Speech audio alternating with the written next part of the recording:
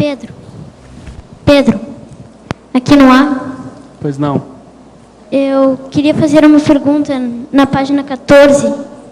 Em paradoxologia, terceira linha, o paradoxo evolutivo da especialização cosmovisiológica. Você poderia me explicar melhor? Sim. Qual que é a ideia aqui? Quando a gente fala em especialidade, especialização, em geral é aquela pessoa que vai se tornar muito sapiente, muito sabedora, muito conhecedora de uma área do conhecimento. Então ela vai ficar muito específica naquela área. Então hoje na ciência convencional, quando se fala em mestrado, em doutorado, a pessoa normalmente ela vai estudar uma nuance, um detalhe, uma coisa muito específica. Quando a gente fala na conscienciologia, as nossas especialidades, elas já são muito abrangentes, elas são muito grandes. Por isso a gente fala de cosmovisiológico. Então vamos supor, a pessoa se torna especialista na parapercepciologia, ou seja, no parapsiquismo, nessa condição do ectoplasma que a gente estava falando. Aí, fatalmente, ela vai ter que ser também especialista em assistência, especialista em holossoma, especialista em estado vibracional, em cosmoética. Então, existem vários assuntos que vão se impor para essa pessoa. Então, por mais que a gente queira se tornar especialista na conscienciologia, não tem como a gente, vamos dizer assim, fechar os olhos ou esquecer esses outros assuntos transversais, quer dizer, aqueles assuntos que ocorrem independente da especialidade que a gente assuma, sabe? Então, em outras palavras, seja lá o passado que eu ou você tivemos e aquilo que a gente saiu bem, nós temos que agora enfrentar essas novidades, entre aspas, que a gente às vezes não teve tempo, não teve interesse de assumir. Quer dizer, o próprio parapsiquismo, essa condição às vezes do mental soma vinculado às energias, entende? Ao processo da TARES, enfim, todas aquelas informações, especialidades que compõem a conscienciologia. Não sei se eu te enrolei ou se ficou mais claro. Não, obrigada, entendi. Pedro, Adriana aqui no B. Na página 15, exemplologia, como é que de prática a gente pode fazer esse crescendo para perfilológico lúcido? O entrosamento serexológico superavitário, né, entre o retroperfil e o megatrafor proexológico atual pautado em retrocognições. Eu acho que é partindo do primeiro, ou seja, é produzindo, não se preocupando tanto com essa confirmação. Então a pessoa identificou um traço, ela tem aquela facilidade e ela vê na conscienciologia onde que ela pode aplicar aquela facilidade, aquele trafor. E de modo prático, o que ela pode escrever sobre aquele assunto? Então, quanto mais a gente deixar coisas escritas, mais a gente vai estar assistindo outras pessoas. E a verbetografia entra aí de modo, vamos dizer assim, se impera dentro disso, né? E aí o acúmulo dessas experiências, o acúmulo dessas vivências, relacionando o público-alvo que ela está atendendo, o processo do passado, do background, e principalmente também dos amparadores que vão ajudá-la, a tendência vai ser culminar nessa confirmação, até para, vamos dizer assim, funcionar como uma cereja de bolo para ela potencializar essa assistência. Então, o que eu quero dizer é o seguinte, o primeiro passo não é a retrocognição, o primeiro passo é o trabalho. Então, a pessoa sua sangue, dentro das possibilidades dela, todos nós temos trafores, e por incrível que pareça, a gente foi dar um curso numa cidade ano passado e a pessoa falou que não reconhecia nenhum trafor dela. Então ainda tem gente que perde tempo não assumindo determinados trafores, né? Isso ainda existe, mas acho que não é o nosso caso aqui, principalmente quem está já em Foz do Iguaçu, já existe a pessoa já assume determinados traços, mas ainda há um gap de produção naquele traço. E se esse gap diminui, então eu acho que a tendência, aí entra o papel da TENEPS nisso, a convivência com o grupo, tudo isso vai potencializando a possibilidade dela ter a informação do passado. Tá, aí, mas assim, quem tem um perfil mais generalista, como é que a gente tenta fazer para focar mais em alguma coisa, para conseguir chegar nesse crescendo? Para focar mais de modo prático, eu vejo que é escrever. Escrever, e aí eu tenho que tento linkar com a especialidade da vida anterior. Isso vem depois.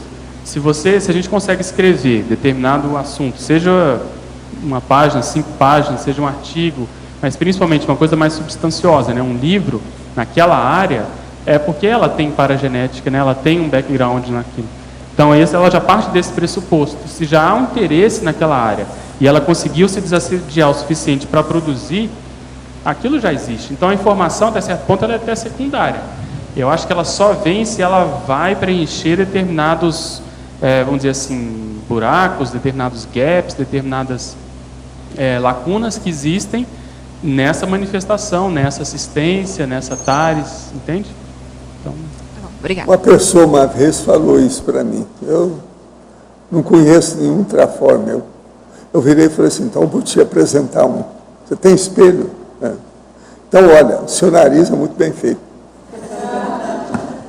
uma coisa óbvia, né, na cara da pessoa, ela não... Se a pessoa não viu o nariz, então ela não viu nada. Você está entendendo como é que é? O cara começou a rir. Eu falei assim, não, mas não é de riso, né? É de tristeza. Aí você devia de chorar um pouco. Que não é É todo muita mundo, né? burrice da sua parte. Pedro, dentro do seu estudo, do seu caso pessoal, do crescendo para perfilológico, eu te pergunto, o que ainda te traz, assim, o que te traz mais perplexidade e como você conduz isso?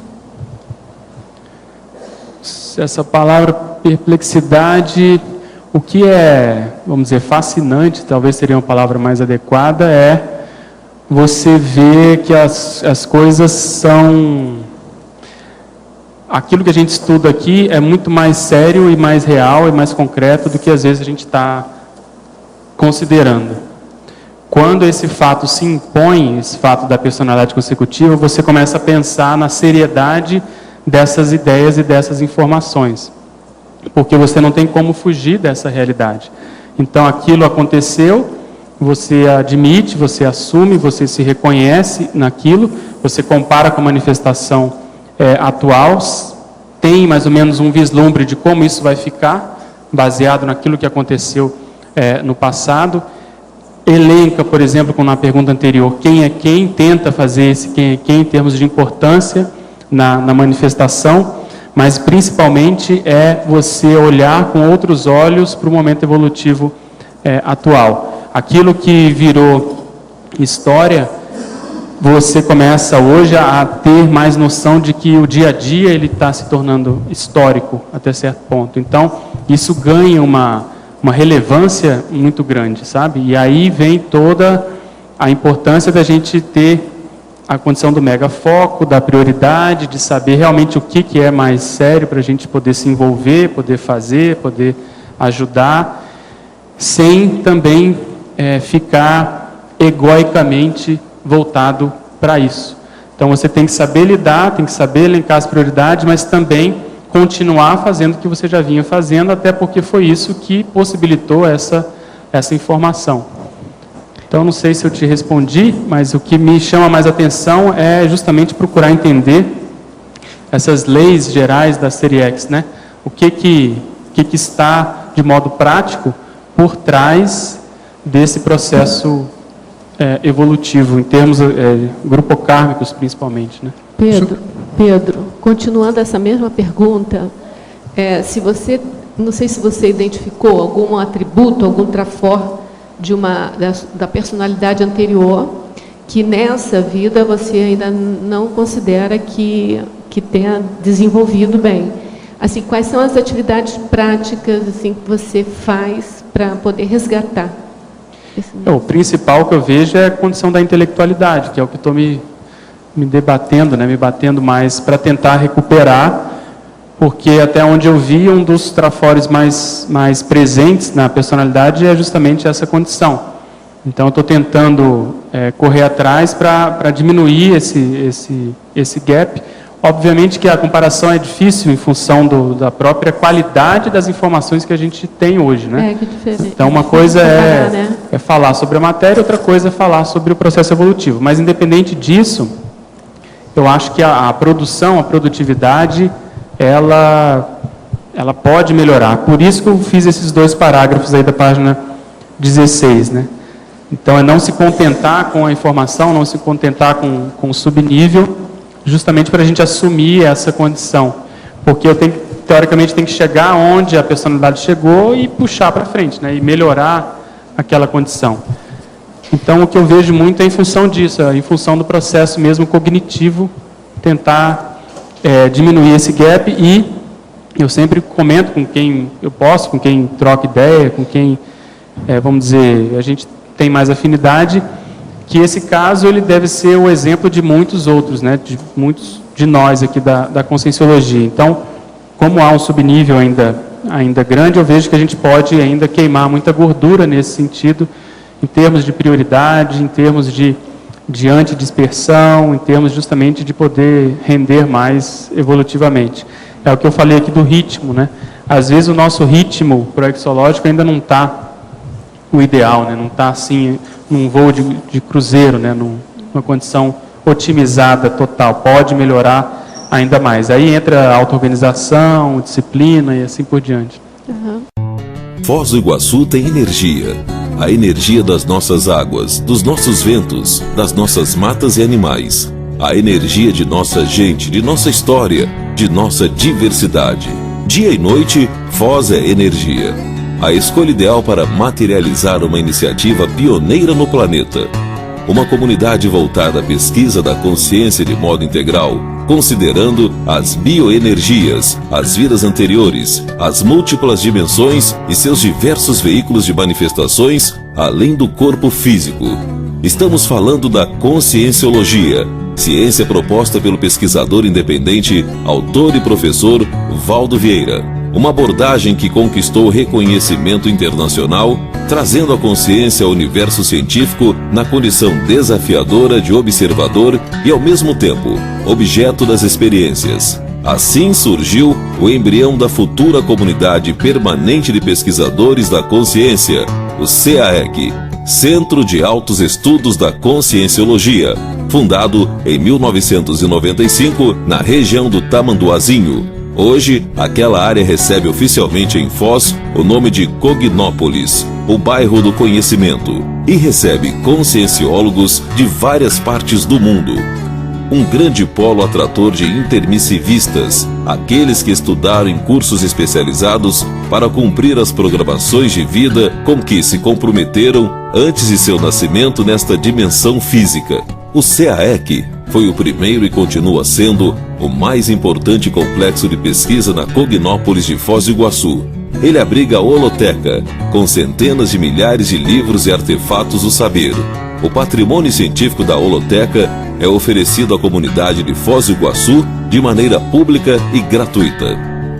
Também lá se encontra o Holociclo, que reúne os voluntários que se dedicam à linha de produção da Enciclopédia da Conscienciologia, trabalho coordenado pelo professor Valdo Vieira, que já rendeu a publicação de mais de 8.000 páginas. Em 19 de setembro de 2008, a Holoteca ganhou o projeto de sua nova casa das mãos do renomado arquiteto Oscar Niemeyer. Assim, o Mega Centro Cultural Holoteca será construído na Avenida Maria Bubiac, ao lado do CAEC. Atualmente, o projeto está em levantamento de recursos para a elaboração do memorial descritivo, o que é necessário para sua aprovação pela Lei Rouanet. No Tertuliarium, diariamente, do 12h30 às 2h30, o professor Valdo Vieira aplica seu curso de longo curso, aberto e sem pré-requisitos a todos os interessados, que podem participar presencialmente ou pela internet. O CAEC, porém, não é o único complexo ali presente e a Cognópolis continua a crescer.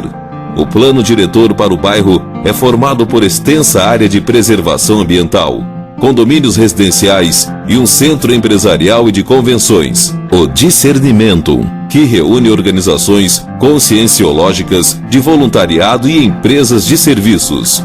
Muita gente não sabe, mas tudo isso foi e está sendo construído com a força do voluntariado. A Enciclopédia da Conscienciologia e o Mega Centro Cultural Holoteca compõem o eixo central da programação de vida da maioria dos intermissivistas que moram em Foz do Iguaçu.